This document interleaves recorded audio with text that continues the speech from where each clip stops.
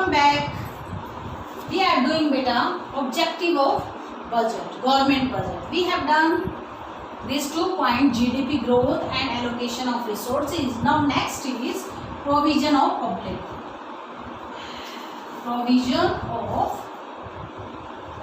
good. Now listen beta. Generally goods are classified into 2 categories: private goods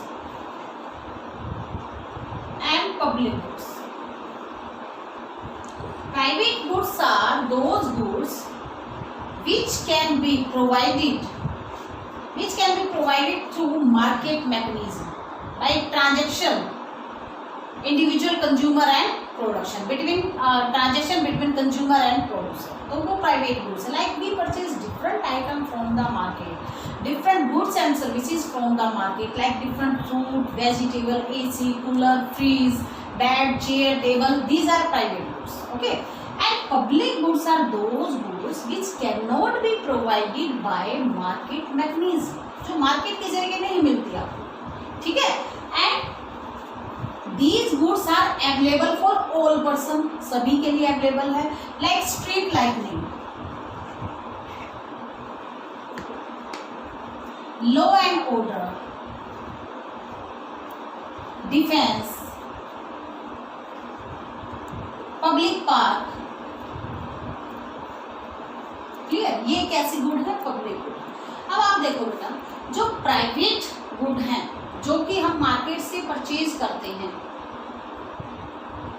ये तो सिर्फ एक इंडिविजुअल की रिक्वायरमेंट को सेटिस्फाई करेगा. If I purchase one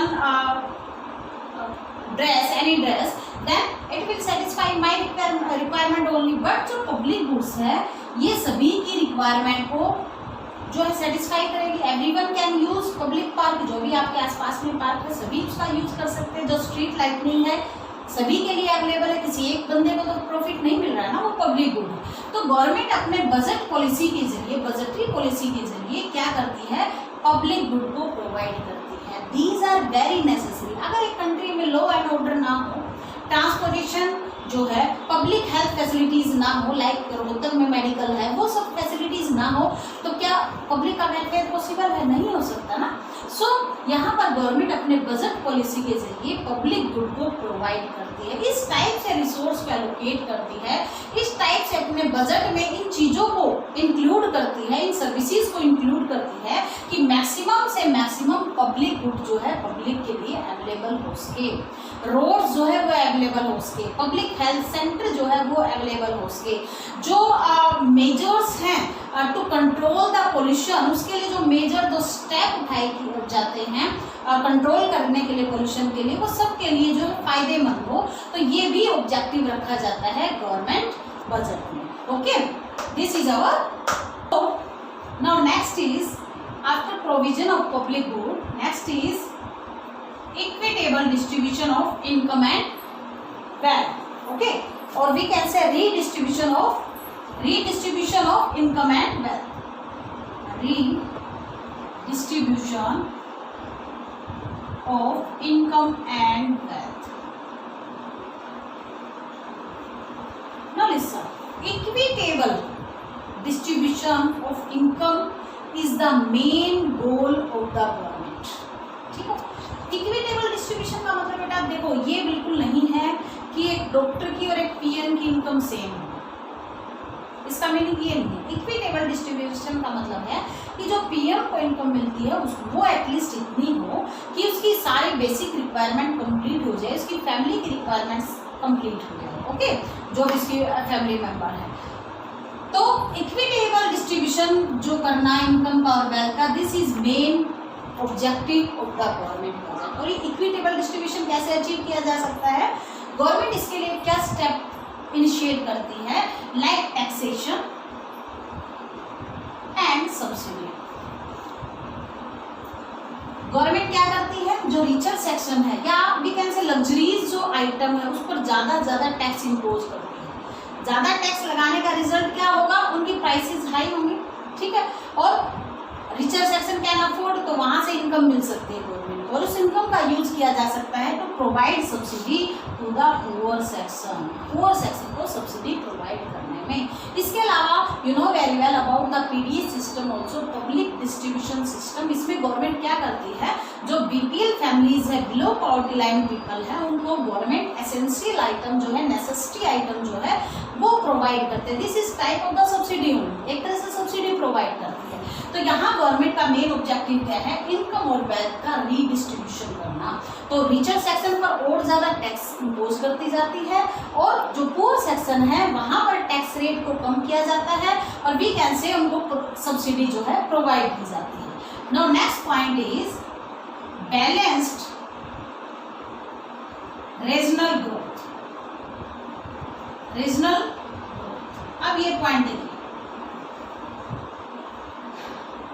balanced regional growth. You know very well how many state in India? 28. Jammu Kashmir के 2 part बना दिए गए हैं, Jammu Kashmir and Ladakh, and both are union territory. वो यूनियन टेरिटरी का पार्ट है, तो प्रेजेंट में यूनियन टेरिटरी कितनी है, 8 है, क्योंकि दमन एंड दीव एंड दादर नगर हवेली को एक बना दिया गया है, तो 8 यूनियन टेरिटरी है।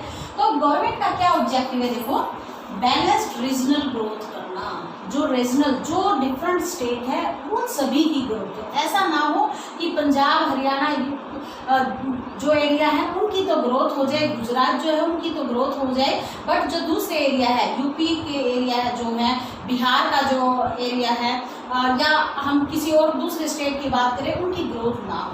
तो हमारे बजट का ऑब्जेक्टिव है कि जो हमारी इंडिया है उस इंडिया का पूरी रीजनल ग्रोथ करना, पूरी इंडिया की ग्रोथ करना, नॉट ओनली प्लेन एरिया बल्कि जो हिली एरिया है तो उन एरिया की भी ग्रोथ को साथ लेके चलना, सभी को साथ लेके चलना। This is the main goal of our budget, ये हमारे बजट का ऑब्जेक्टिव है। तो बैलेंस रीजनल ग्रोथ करना। अब आप देखो बेटा, ये मान लो कोई भी एरिया है, लाइक दिल्ली है, यहाँ पर ठीक है, यहाँ पर ट्रांसपोर्टेशन की फैसिलिटी, मेडिकल की सारी फैसिलिटी अवेलेबल है। यहाँ पास में नोएडा है, तो यहाँ पर सभी जो है कोई इंडस्ट्री को इन्वेस्टमेंट करना चाहेगा तो इन एरिया की तरफ जाएगा, बिकॉज यहाँ पर जो है ट्रांसपोर्टेशन की ग्रोथ, डेवलपमेंट है, health facility, raw material easily जो है ट्रांसपोर्टेशन से प्रोवाइड किया जा सकता है, इलेक्ट्रिसिटी की फैसिलिटी है। बट एक ऐसे एरिया यहाँ पर जैसे मणिपुर, ये मिजोरम, नागालैंड है, इस एरिया में क्या कोई इंडस्ट्री सेटअप करना चाहेगा? नहीं चाहेगा। बट आप देखिए बेटा, इन एरिया की तो ग्रोथ हो जाएगी, बट यहाँ पर क्या होगा? तो गवर्नमेंट का ऑब्जेक्टिव है इन सभी एरिया को साथ में लेके चलना, और ये ऑब्जेक्टिव अचीव किया जा सकता है। गवर्नमेंट क्या करती है, जो बैकवर्ड एरिया है, बैकवर्ड मीन जहाँ पर अभी ग्रोथ नहीं हुई है, डेवलपमेंट नहीं हुई है, क्योंकि जिस एरिया के अंदर इंडस्ट्री लगनी स्टार्ट हो जाती है, ऑटोमेटिकली उससे रिलेटेड इंडस्ट्री वहाँ सेटअप होने लगती है, और सेटअप होगी तो वहाँ पर जो है पब्लिक भी रहने लग जाएगी, मार्केट का भी एक्सपेंशन हो जाएगा, लोगों को इनकम का सोर्स बढ़ेगा, तो ऑटोमेटिकली उस एरिया की ग्रोथ होती जाएगी। तो गवर्नमेंट इसके लिए क्या करती है, SEZ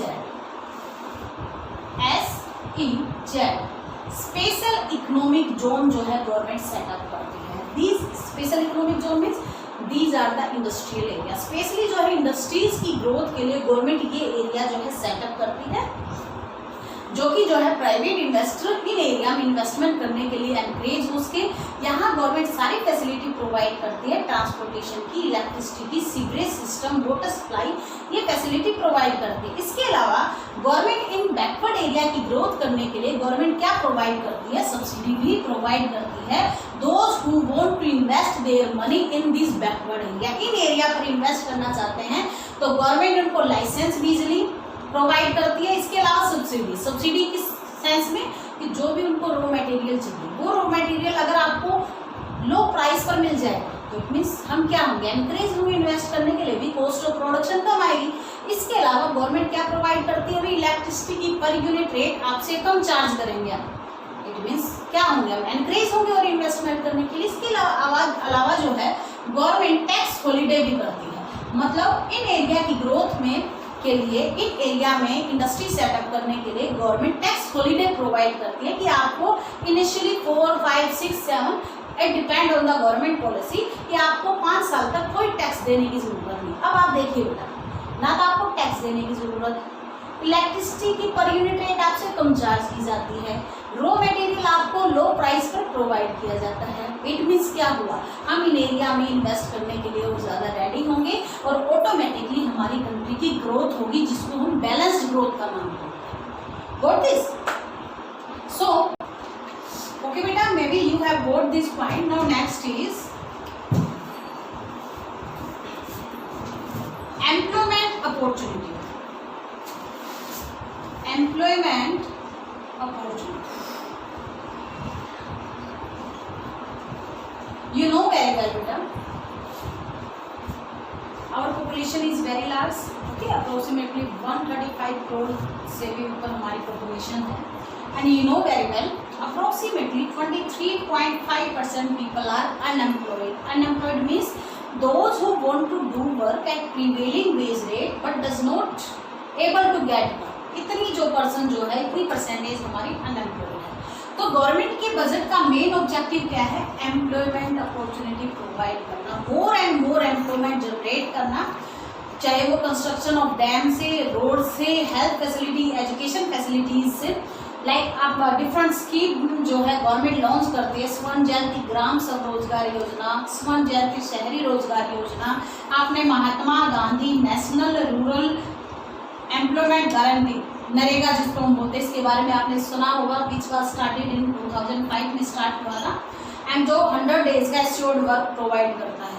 तो इस टाइप से गवर्नमेंट जो है स्कीम डिफरेंट योजनाएं बनाती हैं, प्लानिंग करती है, so that more and more employment जो है जनरेट किया जा सके। Okay, now next point is economic stability. Economic stability, this is most important point of our government budget. Economic stability, देखो हमारे बजट का मेन ऑब्जेक्टिव क्या है? स्टेबिलिटी लाना। Stability, you know about the trade cycle. देखो trade cycle कैसे चलते हैं, ये है trade cycle. This is condition of boom, इसको हम क्या कहेंगे? रिसेशन। दिस इज डिप्रेशन, इसको हम क्या कहेंगे? रिकवरी। उसके बाद फिर बूम आएगा, बूम के बाद फिर रिसेशन, डिप्रेशन, रिकवरी, फिर बूम। इस टाइप से these are the trade cycle. तो गवर्नमेंट का मेन बजट का ऑब्जेक्टिव क्या है? इन ट्रेड साइकिल से इकोनॉमी को बचाना। जो इकोनॉमी में डिप्रेशन की कंडीशन जो आती है, वी कैन से इन्फ्लेशन या डिफ्लेशन की जो कंडीशन आती है, उससे इकोनॉमी को प्रोटेक्शन देना, this is the main goal of our budget. Okay, तो ये बजट का हमारा गोल है। और ये कैसे किया जा सकता है? जैसे अगर इकोनॉमी में इन्फ्लेशन है, इन्फ्लेशन का मतलब क्या है बेटा? प्राइसेस का राइज होना, जनरल प्राइस लेवल का इंक्रीज होना। अगर इकोनॉमी के अंदर इन्फ्लेशन की कंडीशन है तो गवर्नमेंट क्या करती है? अपनी बजटरी पॉलिसी के जरिए क्या करती है? अपने टैक्स को क्या कर देती है? टैक्स को इंक्रीज कर देती है। Are you getting? टैक्स को गवर्नमेंट इंक्रीज कर देती है। गवर्नमेंट की जो एक्सपेंडिचर है, उस एक्सपेंडिचर को गवर्नमेंट क्या कर देती है? डिक्रीज, रिड्यूस कर देती है। रिजल्ट क्या होगा? इन्फ्लेशन कंट्रोल में आएगा। अगर एक इकोनॉमी के अंदर जो है डिप्रेशन की कंडीशन है, तो गवर्नमेंट क्या करेगी? इस टाइम में क्या करेगी? गवर्नमेंट टैक्स रेट को क्या कर देती है? रिड्यूस कर देती है। गवर्नमेंट अपने एक्सपेंडिचर जो पब्लिक वेलफेयर के लिए, पब्लिक वर्क प्रोग्राम पर जो गवर्नमेंट खर्च करती है, डैम पर, इंडस्ट्रीज पर, एजुकेशन पर, इस टाइप की गवर्नमेंट अपने एक्सपेंडिचर को क्या कर देती है? इंक्रीज कर देती है। तो इंक्रीज करने का मतलब क्या है? वही लोगों को एम्प्लॉयमेंट मिलना, एम्प्लॉयमेंट मिलेगा तो इनकम मिलेगी, इनकम होगी तो उनकी डिमांड हाई होगी, और डिमांड होगी तो डिप्रेशन की जो सिचुएशन, डिप्रेशन का मतलब क्या है? जिसमें प्राइस कम है। देखो डिप्रेशन का मतलब क्या है? कमोडिटी की प्राइस कम है, still there is no demand in the market. Demand क्यों नहीं है? बिकॉज लोगों के पास एम्प्लॉयमेंट नहीं है। एम्प्लॉयमेंट नहीं है, क्यों नहीं है? क्योंकि इन्वेस्टमेंट करने के लिए कोई रेडी नहीं है। ठीक है, इन्वेस्टमेंट क्यों करने के लिए रेडी नहीं? क्योंकि मार्केट में डिमांड नहीं है। तो दिस इज द सर्कल। तो इस सर्कल को ब्रेक करने के लिए गवर्नमेंट जो है क्या करती है? टैक्स को कम करती है और गवर्नमेंट अपने एक्सपेंडिचर को इंक्रीज करती है, जिसको आप बोलते हैं गवर्नमेंट जो है अपने डेफिसिट बजट को अडॉप्ट करती है, मतलब जहां पर एक्सपेंडिचर ज़्यादा हो उसकी रिवेन्यू से।